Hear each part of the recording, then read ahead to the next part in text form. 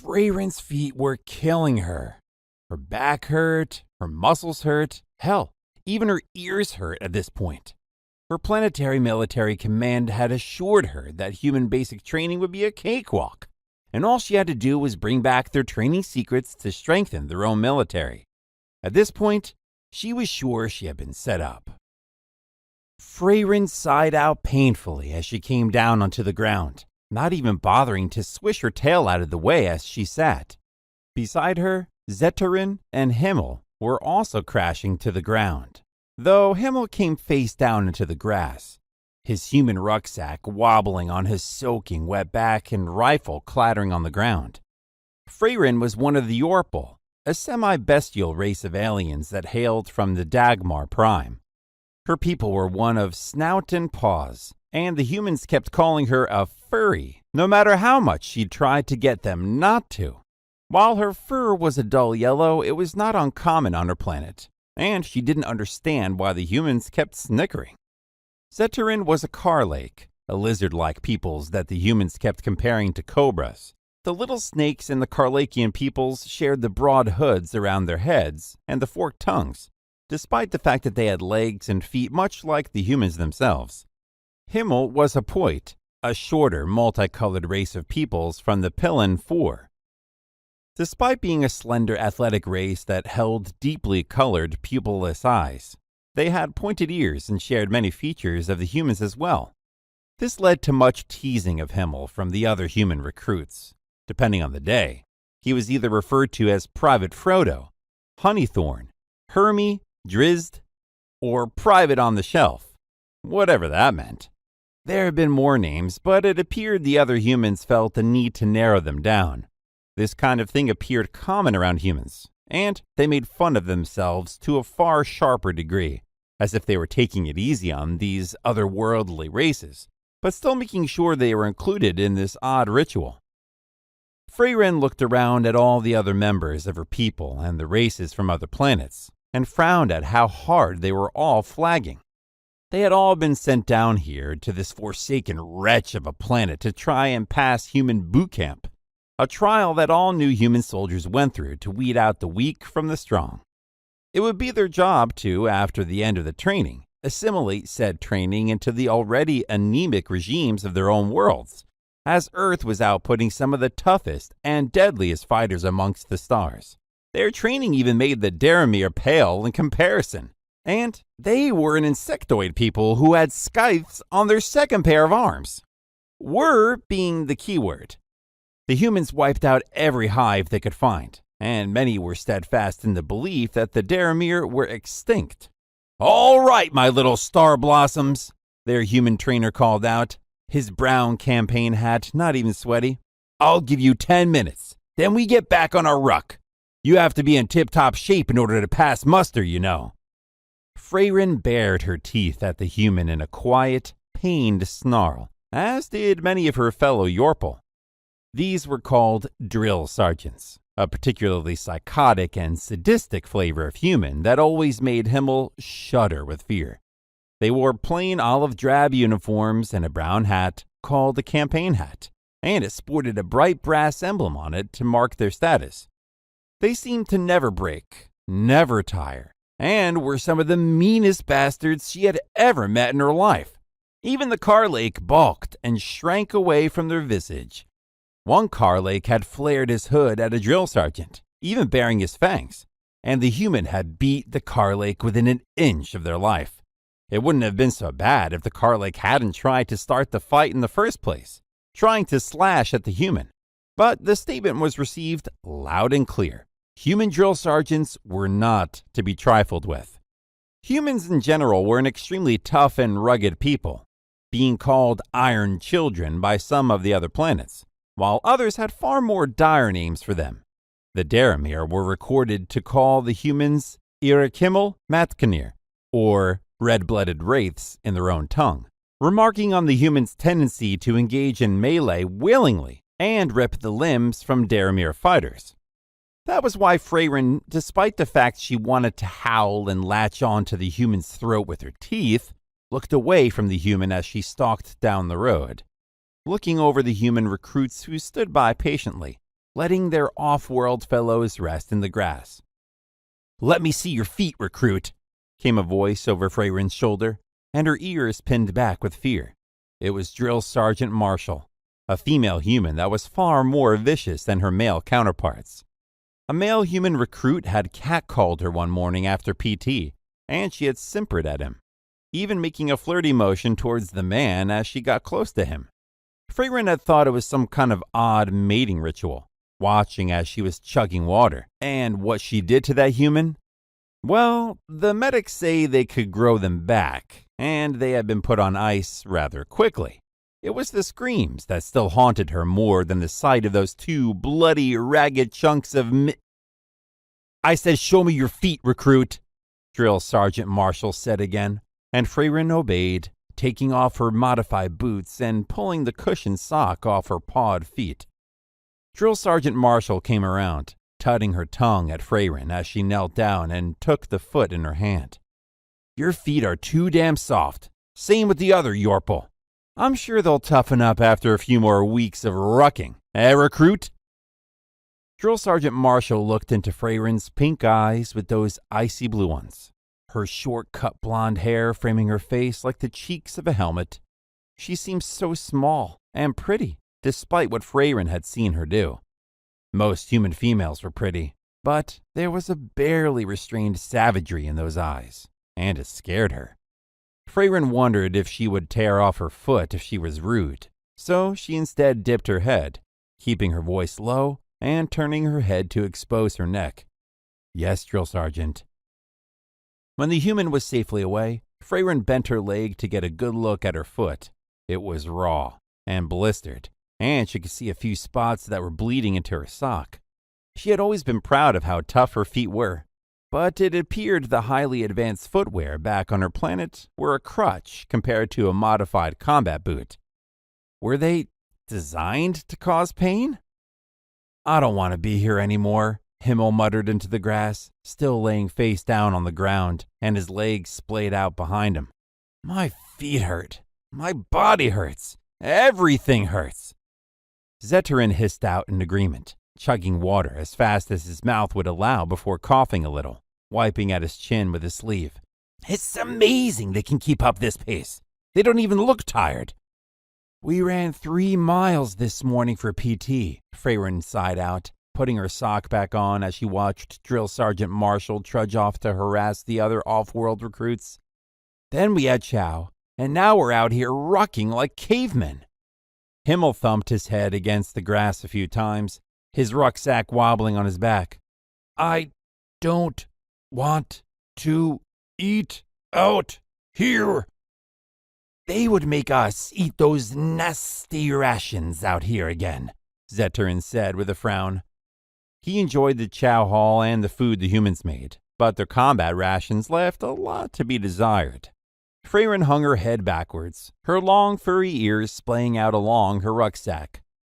"Oh, Mother, the combat rations. Did you know the one I had yesterday was made in 2071? 2071! That's nearly a relic at this point. It belongs in a museum." Freyren, Zeterin, and Himmel continued to bemoan their situation until they were all called back up onto their feet. "Only 6 more miles to go, my little alien minions. Come on, now up and at 'em. My humans are getting cold," Drill Sergeant Killjoy called out, spitting out a stream of chew juice into the grass. Freyren groaned as she stood, as did Zeterin, and they both hauled Himmel back onto his feet, the 5'3" poet looking like he could die standing. As they continued to trudge down the gravel road, Freyren looked over towards the humans.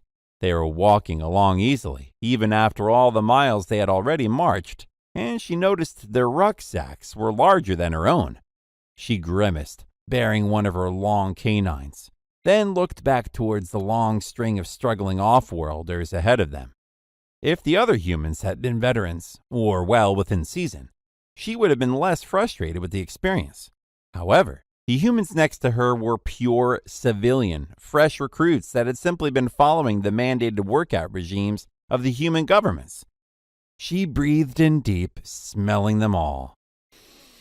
She was surrounded by bakers, mechanics, teachers, artists, farmers, hunters, professional drivers that smelled of cleaner, leather workers, coffee baristas, and even pizza boys. She could still smell the cheese and tomato sauce on them, even this far into training, and it made her stomach growl. There had been more off-worlders than what currently remained. Hell, the group still left behind was only 200 strong. A fair jump from the 2,000 that had started this training cycle. They were supposed to only fall out in onesies and twosies. Instead, her fellow citizens of the stars had fallen out in groups of hundreds, some not even lasting the first few weeks of mostly hazing and getting yelled at. Freyrin was shaken out of her memories by the humans starting to sing, and she rolled her eyes, her ears going back in annoyance. The humans always liked to sing when things were miserable. Even now, it was nearly 90 Earth degrees outside, and the blazing soulless star beaming down at them from on high. How could they find the mind to sing under such conditions was beyond her. And from the narrowed eyes of her fellow citizens of the stars, she had to imagine they were just as annoyed as she was. The next 6 miles felt like they went on forever, and when the concrete earthworks of a training site loomed out from a bend in the road, Freyrin felt her heart drop. They made us... We walked to our training site? Himmel cried out, his face trailing sweat as his bright orange, pupilless eyes dulled down in color. We're supposed to train after all this damn walking? Drill Sergeant Killjoy chuckled from behind Himmel, clapping him on the shoulder. Of course we are. How are we supposed to toughen up a fresh recruit if we drove everywhere? You have armored personnel carriers, rotor wing transport aircraft. I've even seen you humans fall from the sky with gray blankets of nylon, yet we walked all the way here? Why? Himmel cried out, bending over to rest his hands on his knees and sucking in breath. Drill Sergeant Marshall strode up beside Freyrin, and she saw the human was walking backwards while addressing both the humans, the citizens of the stars. It's range day, recruits. This will be your first rifle and pistol qual. And we're starting out with rifles. Freyrin cut her eyes to the weapon that hung on her shoulder. It was an odd little mishmash of plastic, metal, carbon fiber, and electronics.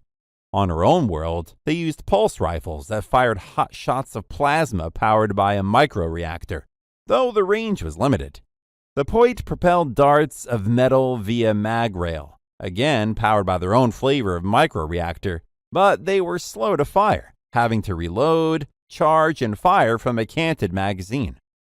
The Carlake didn't even bother with guns, instead focusing on their armor and shield projectors that kept them safe from flying metal darts, balls of plasma, and anything else anyone could throw at them. This allowed them to get in close, using their radiating plasma blades and jag axes to cut their enemy apart. Despite that, we failed under the assault of the Daramir, all but the humans. Humans who still use a propellant and cone of metal to destroy their enemies. Their weapons fired faster, went further, and split through armor and shields like butter. Even as Freyrin looked at the rifle, an XC-1 Lancer, she couldn't help but frown at it. Integrally suppressed, semi-caseless ammunition, digital ranging computer, single burst, and automatic firing selector, and a 30-round magazine. It was practically Neolithic. They still had a lug for a bayonet on it, and they expected their troops to fix the long blades onto the end and then use the rifle like a spear. How in the stars did humans kill off the Daramir? Freyrin muttered to herself, but limped forward with the line of recruits towards the gun range. With rucksacks doffed and hab units set up, they were all brought around to the range itself. It was low-tech as low-tech could be. Just sandbagged dugouts and electronic targeting systems that told a small data slate where the round had landed. Freyrin stared out to the targets, some as far as 600 meters, and turned to Himmel. They can't be serious. As the grave, Himmel sighed out, his rifle nearly as tall as he was. Humans can put one of these caseless rounds into the forehead of a target at 600 meters using their targeting computers. They can punch holes in a target at 300 meters using their iron sights. Their what? Zeterin hissed, looking down at his rifle in confusion. Himmel flipped the Carlake's rifle around, pointing to a small steel stud at the rear of the weapon and a similarly shaped Y stud at the end of the barrel. These! We have to qualify with the computer and these today! They can't be serious, Freyren cried out, looking down at the two iron sights with a face of horror. They expect us to use just these two little pieces of steel to hit a target? It's bad enough we can't use the helmet reticles yet, and have to look through this stupid little box. Freyren gestured at the targeting computer optical sight on top of the rifle, but Himmel just shrugged his shoulders. First squad, you're up first, Drill Sergeant Killjoy called out, and a line of humans mounted the firing positions, falling into line cleanly and neatly. They are trained in their schools, you know, Himmel said absent-mindedly, resting the buttocks of the rifle on the ground and wiggling a pinky finger in his tall ear. From the age of 10 to the age of 18, they train with even older rifles in their schools. It's a requirement to graduate. Freyren clicked her tongue. Barbaric. What business do children have with training for a war? According to the humans, it's they won't be children forever mentality, Himmel replied, flicking the gunk off his pinky off into the grass. Freyren saw this and raised her bushy eyebrows. When you first got here, you used to only do that in the comfort of the showers with your ear picks. We used to have time for it, Himmel grumbled, though Freyren was pretty sure the humans were rubbing off on the point. As the humans took up positions and waited for the go-ahead, other troopers who staffed the range walked out from the concrete bunkers and viewing rooms, many of them holding their own rifles. Freyren saw that they were mostly NCOs, sergeants and the like, and they all took up a position between two shooters. What are they doing? Zeterin asked with a tilt of his hooded head. 10 rounds at 600. Pause and wait for further instructions when fire order is complete. Range is hot. A voice rang out from over the intercom, and the first human fired a shot down range, the tracer floating through the air. It hit smack dab at the chest of a target at 600 meters, and nearly every Star citizen watching felt a desire to shrink backwards. She just did it in one go, Freyren asked aloud, her ears perking and falling down out of a shared expression of fear and curiosity. All of them took a few steps back in a staggered recoil when the NCO standing between the shooters began to fire down around the prone recruits, spattering their faces with mud, foliage, and dirt. Move, and you will die, Drill Sergeant Killjoy called out, pressing the mic against his throat, and his voice booming around them all. Do not flinch. Do not jerk your head. Stay on target. Himmel stumbled backwards a few more steps when Drill Sergeant Marshall let a burst of automatic fire trace around a human's head, even as he fired and barely missed the fourth shot on his target. They're fucking mad! The humans were not done, as barrels of crew-served mortar weapons swung out of the bunker. With concussive booms, they launched mortar rounds high up into the air, and they came down only 50 meters away from the recruits. All the Star citizens flew to the ground as the rounds came down out of their shadow arcs, exploding with plumes of dirt and soil. What are they doing? Zeterin shrieked, trying to hug the ground as tightly as he could. Why are they using explosives? A human staff member who had remained standing the entire time looked down at Zeterin, giving him a playful kick with his boot. Oh, quit hiding down there. Those are just training rounds. There isn't even shrapnel. As the human range staff fired around the humans and the training rounds, apparently made of a soft plastic, exploded in the distance. The recruits fired on, going to a different target when the range staff called out for them to do so. All of the human recruits went through with their first go, most of them qualifying the first time around, and it came down to the non-humans to have their go. Freyren watched the range staff pour bags of sand around the firing positions, steeling herself for the noise, when she heard a whimper behind her. She turned, seeing one of her fellow Torpil throw down her weapon and shrink down towards the ground. The two males beside her kept their ears back and didn't look at her, looking elsewhere. "What are you doing?" Freyrin hissed at her, stomping over to the blue-furred Yorpal and giving her a swift kick to the thigh. "Stand up! You can't embarrass us like this!" "They're going to shoot at us!" the Yorpal wailed, cowering and shaking with unbridled fear. "They're going to shoot at us and explode the ground around us! It was just supposed to be easy!" "Get up, you curwit!" Freyrin snarled, giving her another 2 hard kicks before snatching her by the back of her uniform and hauling her off the ground. "Get up! You will not embarrass us here and now! You will not!" "No, no, no, no!" the Yorpal howled, even as Freyrin continued to slap and hit her. The other males looked away. It was her duty to discipline the female, not theirs. It was the Yorpal way. Freyrin picked up the XC-1 Lancer from the ground and shoved it into the blue Yorpal's arms, snatching her up by the ears. "Hold that fucking rifle and do the training. We've come this far, and we will not falter when it is time to make this moment ours. Stand up and quit whimpering." Freyrin released her ears and turned around as the other Yorpal shakily straightened up, sniffing and reshouldering the weapon. When she fully turned around, Freyrin found herself staring into the eyes of the drill sergeant marshal. The human was so close that Freyrin could feel the woman's breath rustling the fur on her snout, and she swallowed. Drill Sergeant Marshall grinned fangedly, her eyes so predatory that Freyrin thought she was in trouble. Her voice was low, just low enough to where only she and Freyrin could hear the words. "That is what I'm talking about, furry. Keep your people in line and show no fear. There is leader material in you, and by God, I will rip it out of you and make you wear it." Freyrin swallowed, suddenly quite hot under that uniform, but nodded. "Yes, Drill Sergeant."